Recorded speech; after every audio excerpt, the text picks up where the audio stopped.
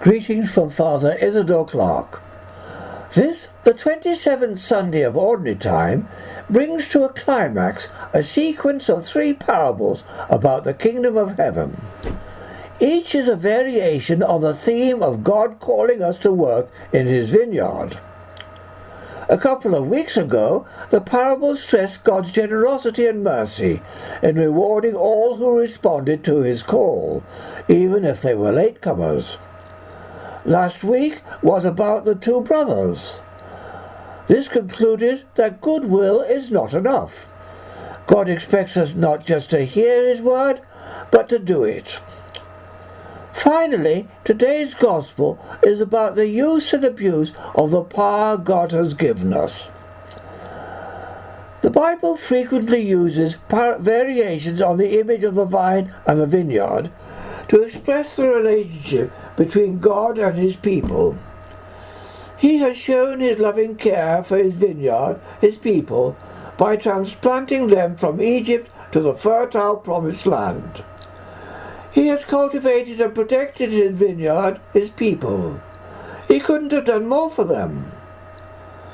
John's Gospel tells us that the Son of God identified so closely with us, His people, that Jesus Himself has become the vine from whom we, the branches, draw life and can bear fruit. But what kind of fruit? That's the question raised by the first reading from the prophet Isaiah.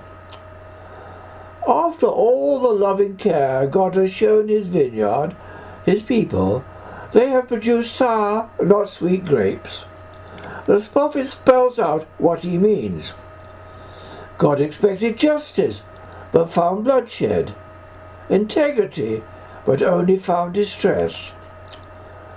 We can and should apply this to ourselves. God has done so much for us and has given us so much. He will want to know how we've responded to His love. Do we really draw life from Christ, the true vine, and bear His fruits of love and compassionate self-giving? Or do we bear the sour grapes of serving our own interests rather than God's and each other's? God will call us to account. The Gospel provides us with a further variation on the theme of the vineyard. In this powerful parable, God has entrusted the care of His vineyard, His people, to tenants. When God sent His stewards to collect the grape harvest, the tenants wanted to take the vineyard for themselves, beat up some of the stewards, and killed others. That's how they had treated the prophets whom God had sent.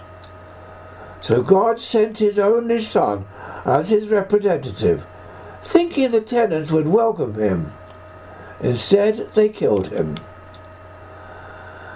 This parable is a powerful indictment of those few Jewish religious leaders who would betray God and the people He had entrusted to them.